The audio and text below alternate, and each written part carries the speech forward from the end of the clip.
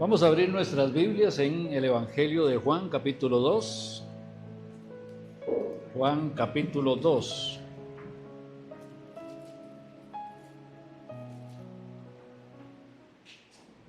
Vamos a leer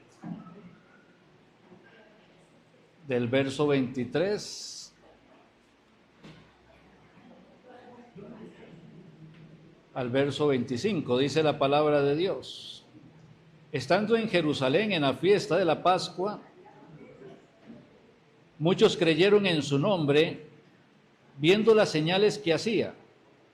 Pero Jesús mismo no se fiaba de ellos porque conocía a todos y no tenía necesidad de que nadie le diese testimonio del hombre, pues él sabía lo que había en el hombre. Hoy vamos a hablar de fe. Hoy vamos a tratar de entender un poquito el asunto de la fe.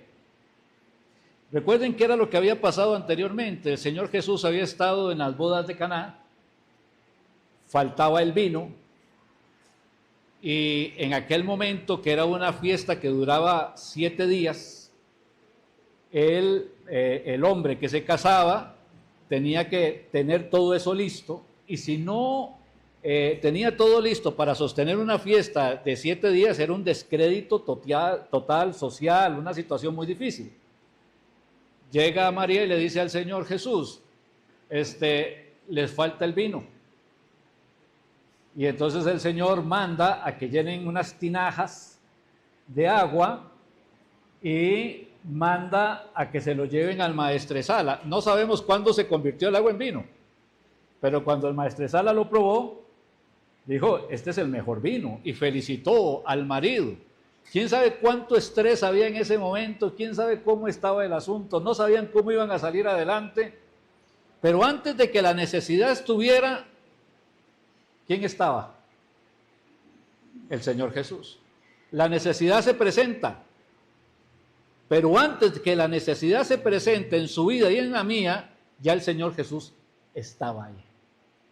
El Señor no viene cuando yo tengo necesidad, Él ya está presente. Y ahí es donde empieza a desarrollarse el asunto de la fe.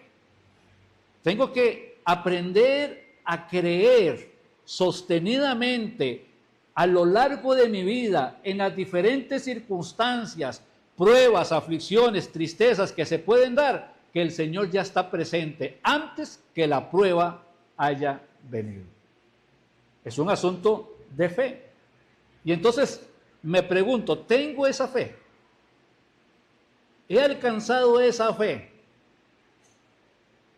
Cuando los apóstoles estaban ahí, mar de Galilea, imagínense una noche, un terrible viento que golpea la barca donde van los apóstoles, están asustados, están afligidos, están tristes y el Señor está durmiendo en la barca. El Señor ya estaba antes del problema.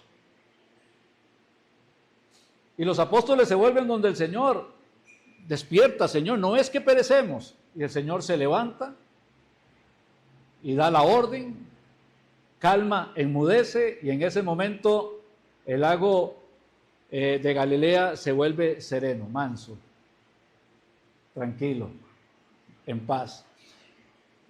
Y el Señor se vuelve donde los apóstoles y le dice, hombres de poca fe.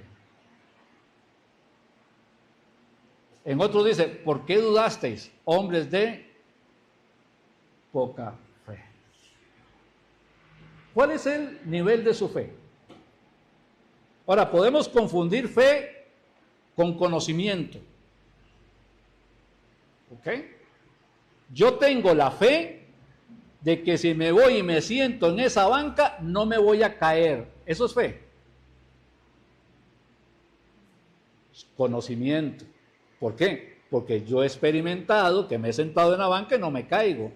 Y los estoy viendo a ustedes que están sentados en una banca y no se caen. Entonces voy y me siento con confianza en la banca. Pero yo no puedo llamar a eso fe. tengo dolor de cabeza y hay un acetaminofén. ¿Tengo la fe que el acetaminofén me va a quitar el dolor de cabeza? No, tengo el conocimiento de que este medicamento me va a quitar el dolor de cabeza. Eso no es fe. El problema es estar confundiendo la fe. Dice la Biblia después, la fe, la certeza de lo que no se ve. ¿Ok? ¿Usted cree que el Señor Jesús está aquí con nosotros esta mañana? ¿Lo cree? No le digo si lo sabe, porque usted ya vio en la Biblia que donde están 2 o 3 reunidos en su nombre, ahí está el Señor en medio de ellos. No le digo si lo sabe. Saberlo, el conocimiento aquí lo tengo. Yo abro la Biblia y lo veo y aquí está el conocimiento. No le digo si lo sabe, digo si lo cree. No es lo mismo. Porque dice la Biblia, es tan importante esto que lo entendamos, porque la Biblia dice, mas el justo por la fe vivirá.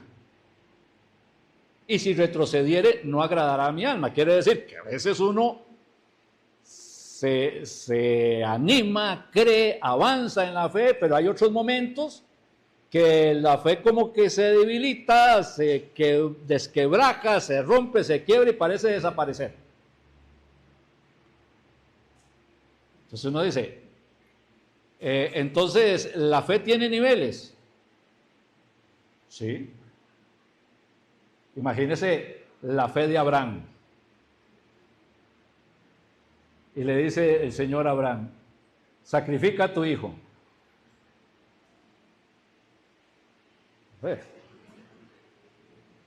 Pero Abraham tiene una promesa de parte de Dios. ¿Cuál es?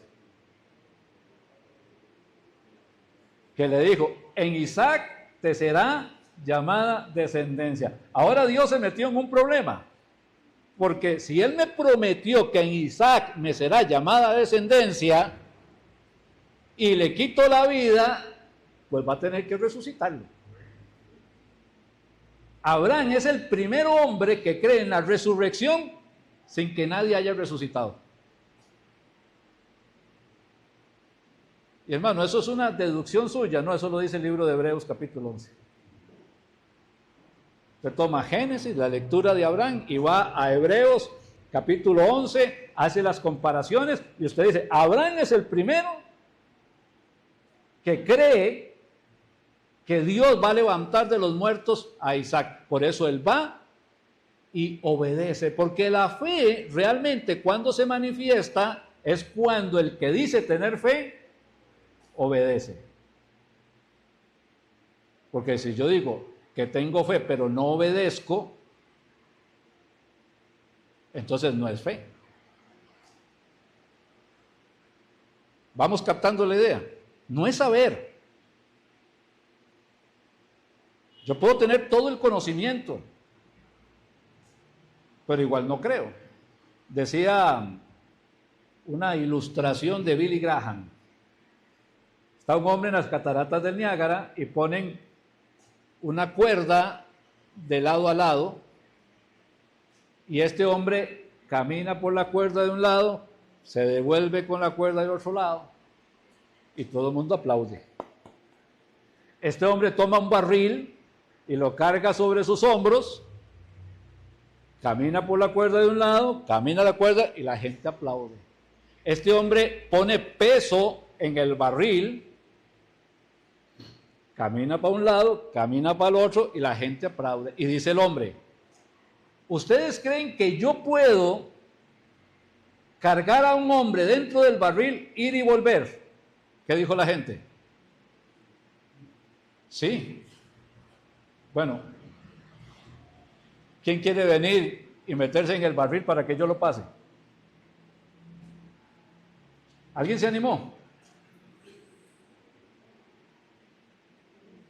Entonces, es conocimiento, pero no confundamos conocimiento con fe.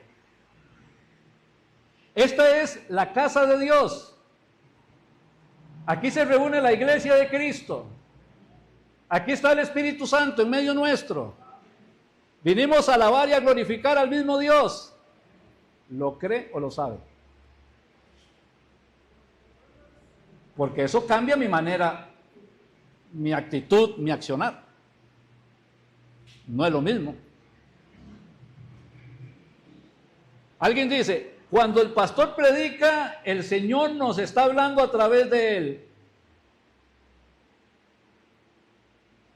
Y llega a la casa y le dice, ¿y qué predicó hoy el pastor? O sea, algo ahí como... Si hubiera creído que es el Señor que nos está dando el mensaje, entonces nos hubiera perdido una palabra de ese mensaje. Saber, creer, no termina siendo lo mismo. Entonces creemos. Si somos creyentes, supuestamente creemos. ¿Okay? Ahora, cuando los dos discípulos, al empezar el capítulo 2, empiezan a seguir al Señor Jesús, creen en Él. Sí, porque lo están siguiendo. Juan el Bautista les había dicho, ese es el Cordero de Dios que quita el pecado del mundo. Y entonces dos discípulos de Juan el Bautista dicen, bueno, si Juan el Bautista está señalándolo a él, yo voy detrás de él. Y van detrás del Señor Jesús. ¿Tienen fe?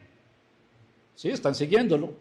Aquí hay una fe que empieza a accionarse. ¿Qué tan grande es esa fe? No creo que sea muy grande, no creo.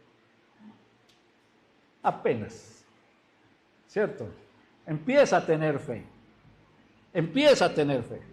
pero la fe no es tan profunda todavía. Los invitan a las bodas de Caná y ven que se convierte el agua en vino y dice la Biblia que los discípulos creen.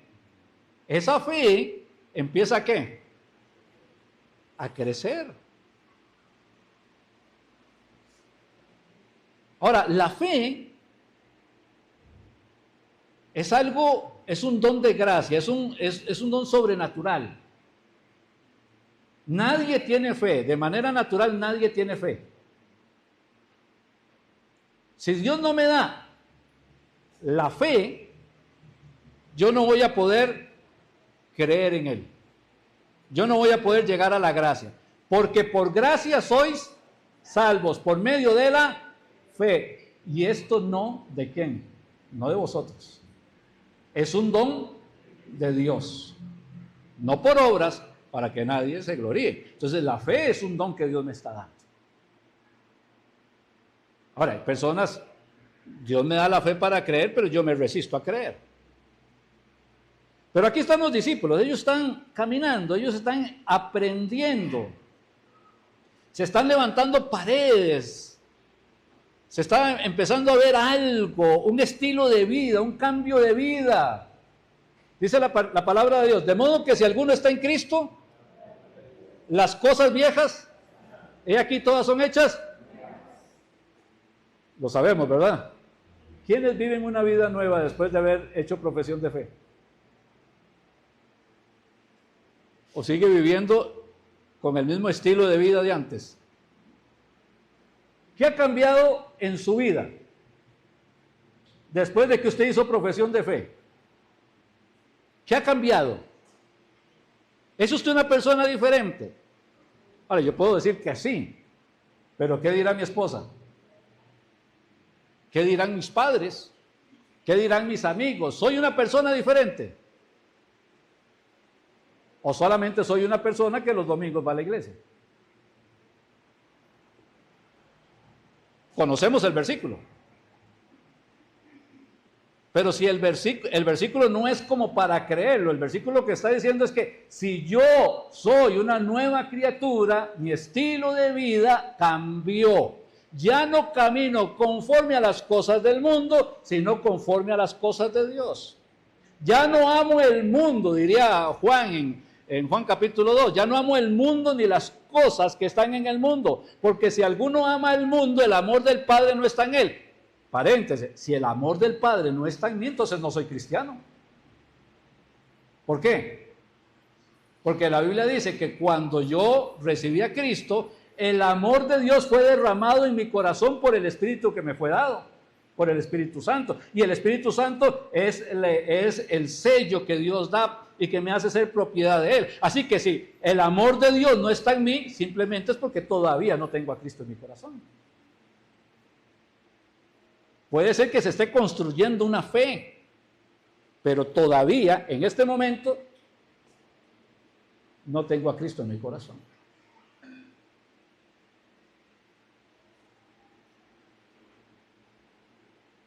La fe empieza a trabajar.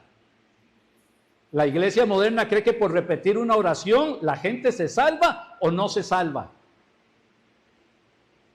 Si confesares con tu boca que Jesús es el Señor y creyeres en tu corazón que Dios le levantó de los muertos, serás salvo. Entonces, si usted hace una oración confesando al Señor, en ese momento usted es salvo. ¿Será así? ¿Sabe qué era confesar al Señor en los tiempos de Pablo?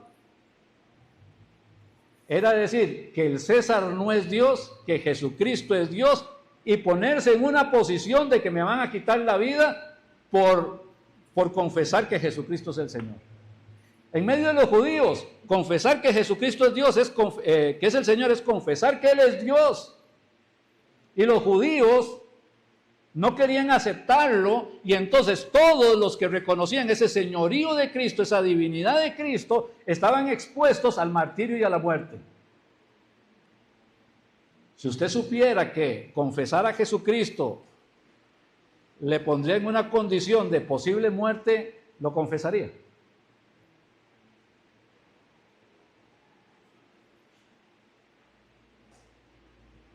Saber es muy importante.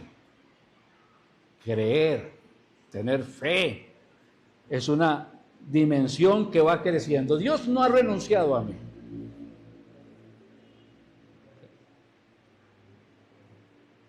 Y yo le agradezco eso porque quién sabe en qué momento del camino hubiera terminado en el mundo y luego en la condenación. Dios no ha renunciado a mí. Vean, ¿cuándo recibí yo a Cristo? ¿En qué momento recibí yo a Cristo? Yo puedo decirles a ustedes la hora, el minuto, el lugar, el momento en que recibí a Jesucristo. ¿Puedo hacerlo? No. No lo sé. Para esos que se preocupan, es que yo no sé cuándo yo creí que lo recibí, y yo oigo que aquella persona dice que se acuerda el momento, el día y la hora. O sea, se acuerda el momento, el día y la hora en que hizo una oración. Pero el que hace la oración no la hace para creer, sino porque ya creyó. O sea, me pongo un poco romántico. Yo conocí a doña Sonia. Guapa, linda, pelo largo, una belleza. Y donde yo la vi, me enamoré, es cierto. No, donde yo la vi, me gustó. No me enamoré. ¿Y cuándo me enamoré de doña Sonia? No sé.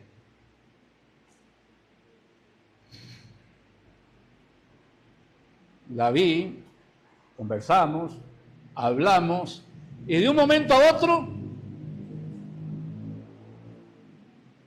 ya estaba enamorado. ¿Cuándo pasó? No lo sé. Cuando hablamos de matrimonio, no fue porque en ese momento que le hablé de matrimonio me enamoré, sino porque ya me había enamorado. ¿Cuándo sucedió? No lo sé. La fe empieza a crecer. La fe empieza a crear zonas que nos empiezan a manifestar quién es el Señor Jesús, a creer cada día más en el Señor Jesús. Vea lo que pasa al final del Evangelio de Juan. Vea qué interesante. Jesús era el Cristo. Muere, lo sepultan, tercer día resucita. Van dos hombres camino a Emaús.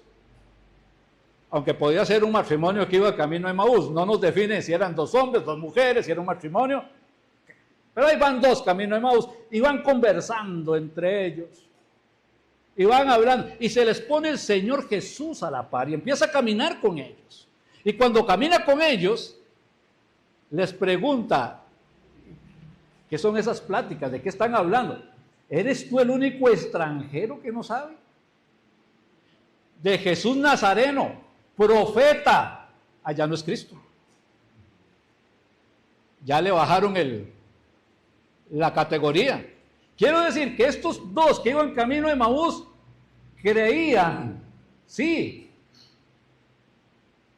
pero todavía no habían creído en esa totalidad de recibir a Cristo, de tener el Espíritu Santo, de ser sellados. Cuando el Señor se les manifiesta, ellos dicen, no sentíamos cómo ardía nuestro corazón cuando nos estaba hablando. Y se devuelven a Jerusalén y cuentan la historia, pero ya el Señor también se le había aparecido a otros. Esto empieza a tomar una dimensión distinta. Al punto que los discípulos que vemos en los evangelios, esos discípulos que se llenaron de cobardía en la hora más importante de la historia, esos discípulos que cuando fueron a tomar al Señor Jesús y atarlo para llevarlo a juicio, salieron huyendo y lo dejaron abandonado. Ese discípulo como Pedro que le negó 3 veces. Esos discípulos que habían fracasado tan profundamente, tan tristemente, tan horriblemente, tan descaradamente, esos discípulos cobardes, después de que verdaderamente llega el creer completo, el descansar en esa persona de Cristo, cuando Cristo llega a ser ese ser supremo y maravilloso para sus vidas, cuando ellos reconocen que todo lo que dice la Escritura es absolutamente verdad, que es cierto, que sus promesas son fieles, en el libro de Hechos, estos cobardes se vuelven los seres más valientes que pueden haber. Y los encarcelaban, y los azotaban. Y dice la palabra de Dios que ellos se sentían alegres por haber sido azotados por causa de Cristo. El sufrimiento está bien. Si tengo que sufrirlo como cristiano, me alegra, porque tengo una identificación plena, completa, total y absoluta con la persona de Cristo.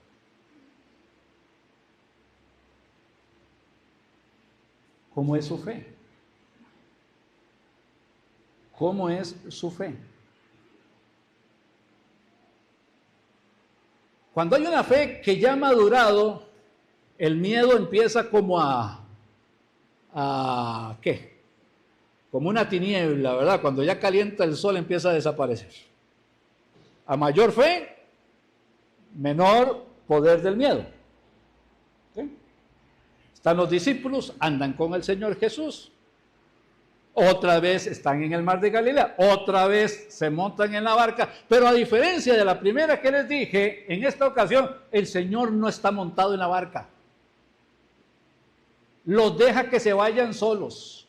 Y ahí están los discípulos, reme que reme, el viento se pone contrario, reme que reme, las olas empiezan a crecer, reme que reme, la barca empieza a sentirse que se hunde. Ellos en ese momento están llenos ¿de qué? De temor, de miedo profundo. Y de un momento a otro, ¡wow!, glorioso, maravilloso, ven donde el Señor Jesús viene caminando sobre las aguas. Todo se arregló. Así pasó. Cuando los apóstoles vieron que el Señor Jesús caminaba sobre las aguas, ¿qué pasó? Tuvieron miedo. Se asustaron, se afligieron, tuvieron miedo, tuvieron mucho miedo, tuvieron profundo miedo.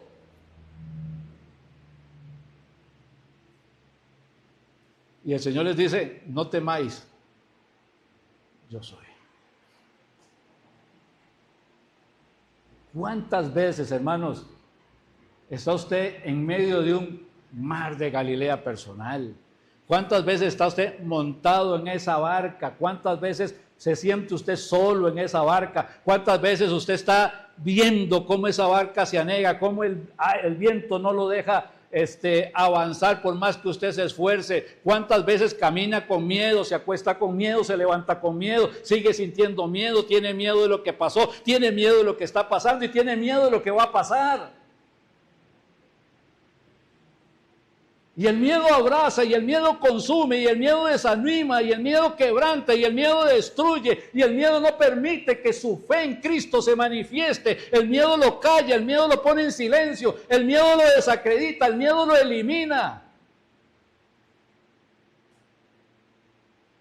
Y aunque el Señor Jesús viene caminando sobre las aguas, prefiero seguir pensando que es un fantasma, que es el que me va a salvar en el momento de la prueba.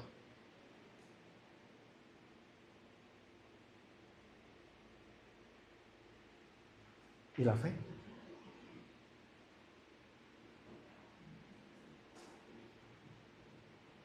No temas, dijo el Señor. Ay, Señor, ¿cómo no voy a temer? Mira lo que está pasando. Me voy a ahogar, la barca está haciendo agua. Pobre barquito, ya no aguanta, el modelo es antiguo. No temas. ¿Cómo no voy a temer, Señor? Es que el viento golpea con tanta fuerza. Yo siento que la madera se está quebrando. No temas. Pero da la razón. No temas. Porque yo estoy contigo. ¿Cuántas veces ha usted en medio de una prueba querido desmayar, renunciar,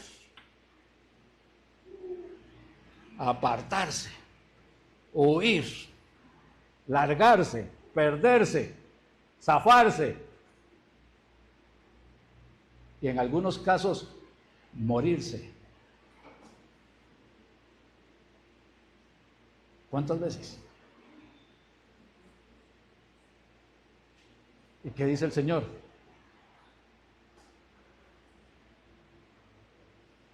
No desmayes.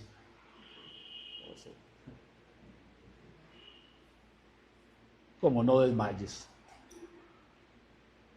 No puedo más, Señor.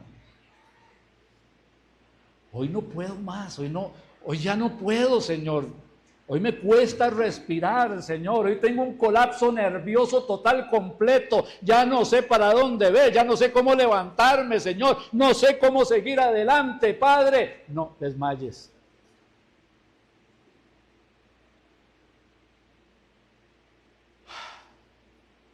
Y me da la razón. Porque yo soy tu Dios que te esfuerzo.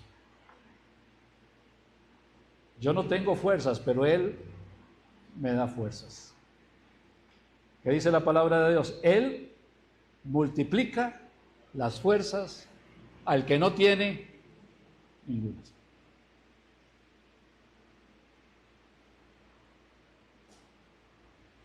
Señor, no puedo solo.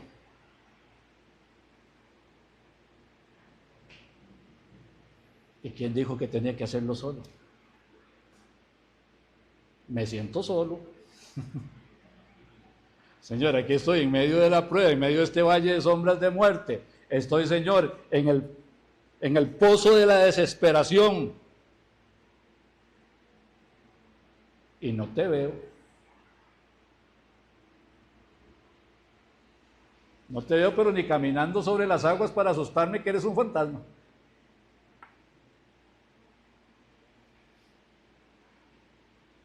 Y el Señor va a decir, no tienes que verme. Bienaventurados los que no vieron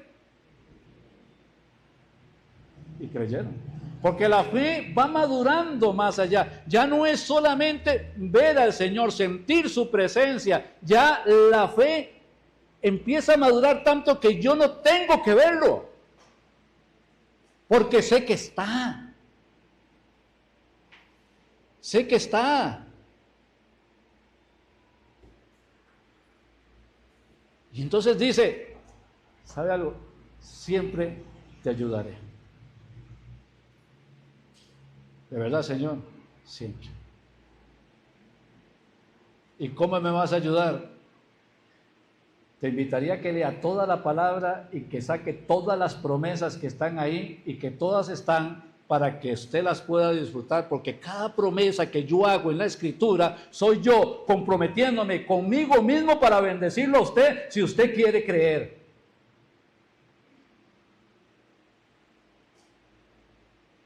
Siempre te ayudaré, siempre te sustentaré con la diestra de mi justicia, con mi poder. Te voy a sustentar con mi poder. Te voy a dar lo que haga falta por mi poder. Por eso es que la frase del apóstol Pablo, inspirado por el Espíritu Santo, se comprende en toda la magnitud en base a todo lo que estamos hablando de la fe. Todo lo puedo. ¿En quién? En Cristo que me fortalece.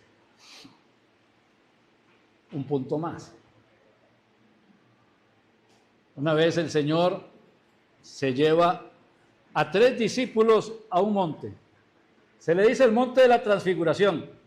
¿Dónde está? Nadie sabe. Usted se para en esas colinas que están ahí y pudo ser cualquiera de ellas. En algún momento alguien escogió una colina y puso allí una capilla. ¿Pero cuál es?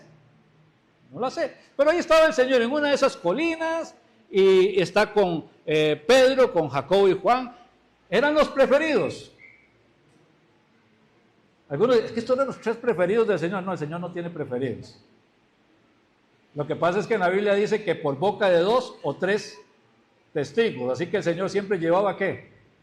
2 o 3 testigos.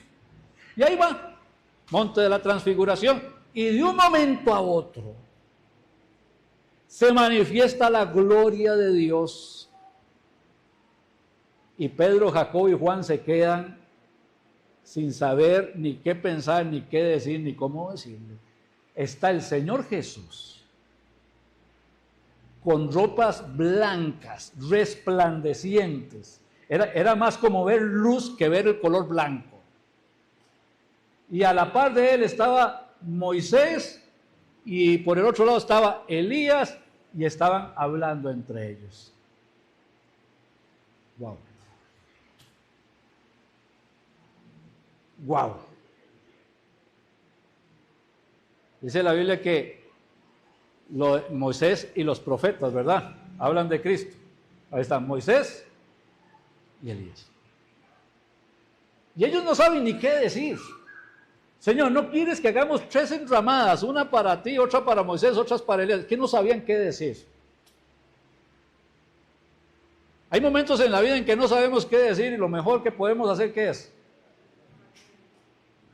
No diga nada, porque cualquier cosa que diga puede salirse de la norma. ¿Ok? Bueno, de un momento a otro se quita la luz, ya no está Moisés, ya no está Elías, está solo el Señor Jesús. ¿Qué problema hubiera sido para los discípulos que se hubiera ido el Señor Jesús y hubiera quedado Moisés y Elías? Salieron perdiendo. No, es el Señor el que está. Bueno, regresan, eso fue por la noche, regresan en la mañana y ven un tumulto de gente discutiendo con los apóstoles y llega el Señor y dice, ¿qué pasó? Casi como, ¿y ahora qué? Y se levanta un hombre y le dice, Señor,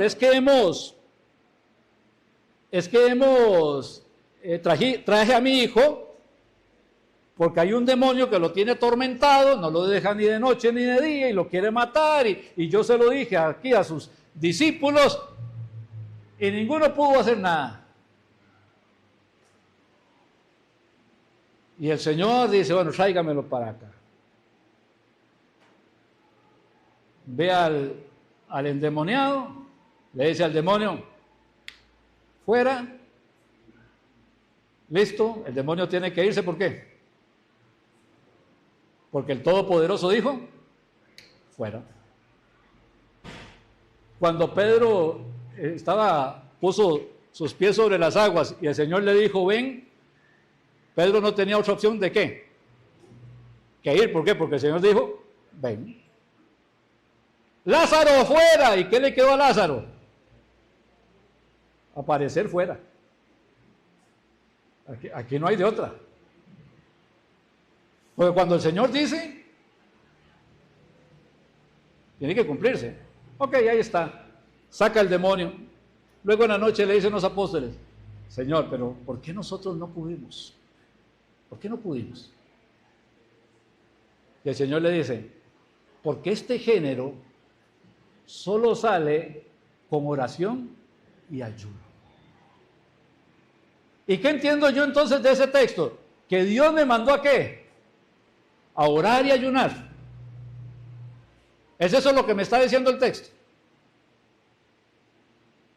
Sabemos que tenemos que orar y puede ser que a algunos nos haga falta ayunar más. Pero lo que el Señor está diciendo es, con la oración y ayuno está hablando de dependencia. La oración me habla de dependencia. Ustedes quisieron sacar el demonio ustedes y no pudieron. ¿Por qué? Porque no me dieron lugar a mí en nada. El Señor Jesús dice, porque separados de mí, nada podréis hacer. Entonces, claro, al ver este espectáculo de fe que se va manifestando delante de mí por la palabra de Dios, me vuelvo a preguntar, ¿y cómo está mi fe? Y el Señor me puede decir, hombre de poca fe. Sí, Señor. Pero también me dice que si mi fe es como la de un grano de mostaza, así de pequeñita, yo le puedo decir a un monte, quítate de aquí y échate en el mar y lo haría. Qué poderosa que es la fe. Aunque casi no se vea, cuando hay fe, aunque parezca imperceptible, cuando hay fe, aunque necesite una lupa para buscarla, pero cuando hay fe, todo es posible. Todo el poder, la gracia, la bendición, la misericordia, las promesas de Dios. Pero sobre todo, lo que es posible es el milagro máximo que Dios, por el cual Jesucristo vino y se revistió de humanidad, que es la salvación, su salvación, mi salvación. Si usted se muere hoy, ¿dónde va a pasar usted la eternidad? No es donde Dios quiere que la pase, está claro en las Escrituras que Dios quiere que usted la pase con Él en el cielo. Dios eligió desde antes de la fundación del mundo enviar a su Hijo Jesucristo para que todo aquel que en Él crea no se pierda, mas tenga vida eterna. Dios manda, no suplica. Dios manda a todo hombre en todo lugar que se arrepienta. Porque Dios no quiere que ninguno se pierda, sino que todos procedan al arrepentimiento.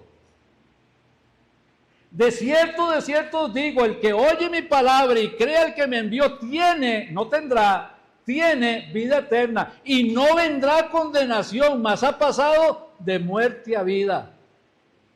Mas a todos los que le recibieron, a los que creen en su nombre, les dio potestad, poder, autoridad de ser hechos hijos de Dios.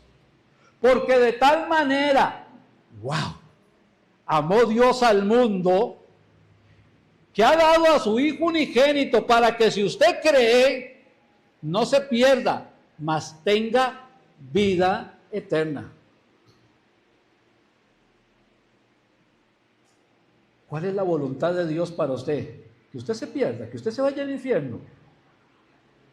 Ese es el propósito de Dios. De hecho, el propósito central de Dios es, como lo dijo el Señor Jesucristo, que te conozcan a ti, el único Dios soberano, y a Jesucristo a quien has enviado. Este es el propósito. Consecuentemente, cualquiera que recibe a Cristo no va a ir a condenación.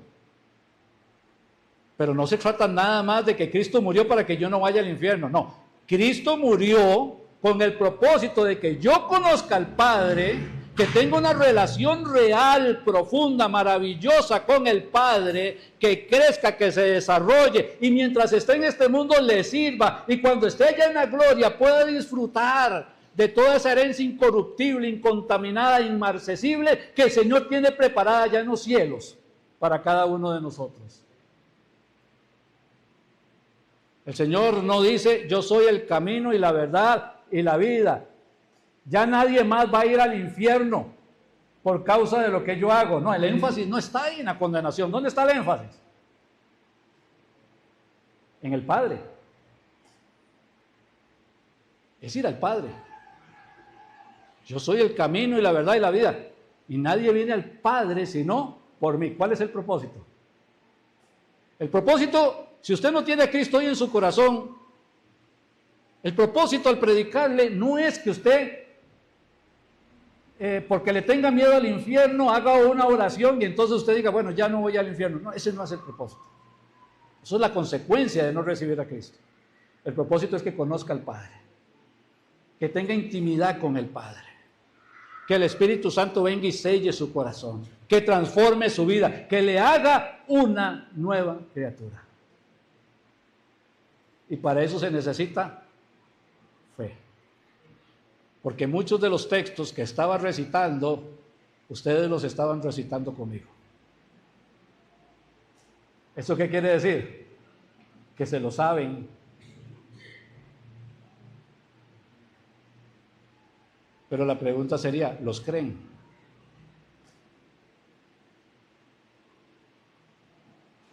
Porque el que en él cree no es condenado. Pero el que no cree ya ha sido condenado porque no ha creído en el nombre de su Hijo. No está hablando de hacer, está hablando de creer.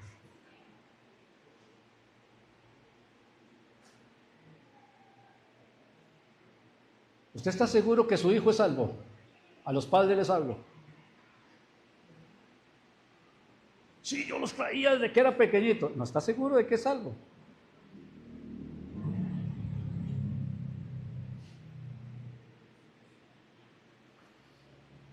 Es que él sabe, ella sabe. ¿Usted está seguro que su papá es salvo? Él sabe, sí, él sabe. No estamos hablando de saber, estamos hablando de creer.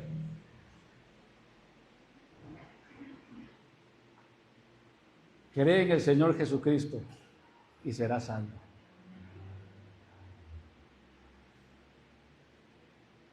¿Usted cree? ¿O solo sabe? Por sus frutos los conoceréis. Aquí estoy, este soy yo. Voy a echar una mirada hacia atrás, levemente, para asomarme cuáles son mis frutos. Estoy mirando levemente hacia atrás y estoy mirando mis frutos. Y estoy mirando para atrás. Y profeso ser cristiano desde 1975. Miro mis frutos. Pero mis frutos y mi profesión no son lo mismo.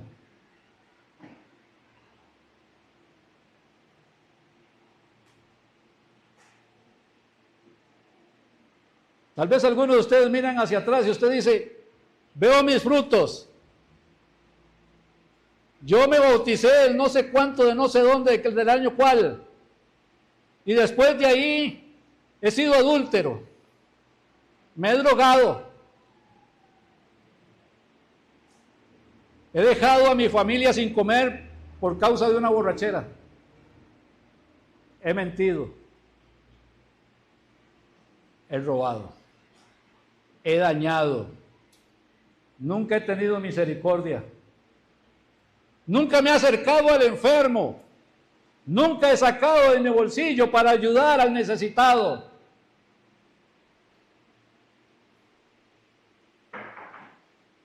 Cuando he ido a un funeral, en lugar de consolar, me he ido a sentarme con los amigos que tenía tiempo de no ver para contar unos cuantos chistes y ponernos al día.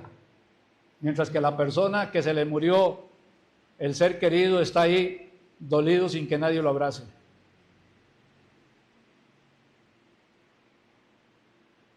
Y le preguntaría a esa persona que al mirar hacia atrás, que dice que se bautizó en tal fecha, le preguntaría, esos son los frutos suyos, esos son los frutos de un creyente, esos son los frutos de un hijo de Dios.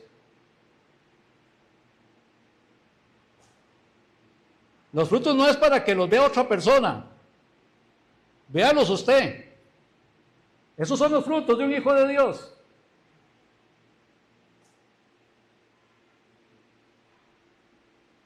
De modo que si alguno está en Cristo, nueva criatura es. Las cosas viejas pasaron. Y aquí todas son hechas. Vamos a ver.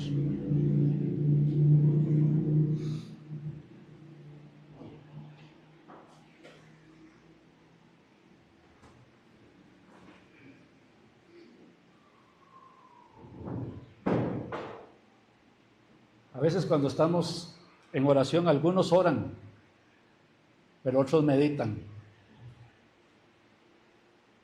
Otros empiezan a hacer oraciones particulares por su propia familia, por ellos mismos.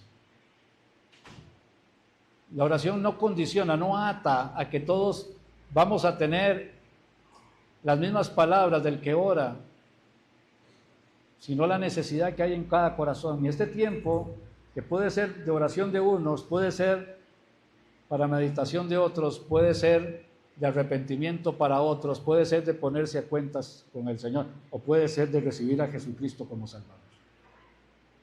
Así que vamos a orar. Y que este tiempo, que es particular, Dios le guíe, el Espíritu Santo le confronte y hable con Dios con la necesidad que usted tiene. Padre mío, en el nombre de Cristo, te damos gracias por esta salvación tan grande que nos has dado. Como cristiano hoy puedo decir, Padre, lo que dice tu palabra, por lo cual estoy seguro que ni la muerte ni la vida, ni ángeles, ni principados, ni potestades, ni lo presente, ni lo porvenir, ni lo alto, ni lo profundo, ni ninguna otra cosa creada nos podrá separar del amor de Dios que es en Cristo Jesús, Señor nuestro, y te doy gracias por esto. Ayúdanos, fortalécenos, sosténnos, consuélanos, danos sabiduría, paso firme, confianza en ti. Que mantengamos los ojos en Jesús, autor y consumador de la fe, que mantengamos la mirada en las cosas de arriba, no en las de la tierra. Que tomemos tu palabra, Dios, y nos dejemos abrazar por tus promesas. Que podamos disfrutar del gozo de tu salvación y espíritu noble nos sustente. Pero aquí hay personas, tal vez, Padre, que necesitan reconciliarse contigo. Porque aunque son hijos tuyos, están apartados. Porque aunque son hijos tuyos, no viven la vida cristiana. Y hoy, Señor, los estás tomando, Señor. Y les estás llamando. Para que vengan, Padre, no solamente a tener una reconciliación contigo, sino para que vengan a tener, Señor, la vida nueva. A que los calces de nueva cuenta, a que les pongas el vestido, a que pongas, Dios, el anillo en sus manos, a que pongas, Señor, un disfrute, una fiesta, Padre, porque aquel que se había apartado, Señor, quiere volver y quiere permanecer. Pero si hay alguien que no te conoce, Padre, rogamos por la salvación de esta alma. Siga en actitud de oración.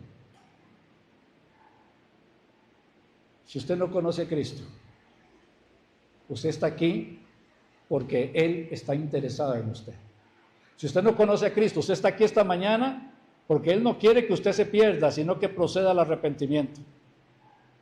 Si usted está aquí esta mañana es porque Él le trajo para que transite este camino que lo va a llevar al Padre. Si usted está aquí esta mañana es porque Él quiere ser su Padre eterno y verdadero. Pero tiene que decirle al Señor: Padre, aquí estoy. Aquí has tratado conmigo muchas veces, pero aquí estoy. Hoy me rindo. Hoy me rindo. Me rindo a ti, Señor. Me rindo a ti, Señor. Creí que andaba bien, me rindo a ti, Señor. Creí que era creyente, pero me rindo a ti, Señor. Creí, Señor, que tenía una relación contigo, pero me doy cuenta que no es cierto. Me rindo a ti, Señor, me rindo a ti, me rindo a ti, me rindo a ti, me rindo a ti, Señor. Confieso que soy pecador, he pecado contra ti. Perdóname, Señor, perdóname. Perdóname, Señor, perdóname, perdóname, Padre, perdóname, perdóname, Señor. Lávame con la sangre de Jesucristo. Lávame, Señor. Lávame con esa sangre derramada en la cruz del Calvario. Limpia mi pecado. En este momento quiero recibir a Jesucristo como mi único y suficiente Salvador. Oh Padre, ven a mi corazón, habita en mí, tu Hijo, Señor, habita en mí, tu Espíritu Santo, séllame, habita en mí. Ser una nueva criatura, Padre, ser un hijo tuyo. Te lo pido en Cristo Jesús. Amén.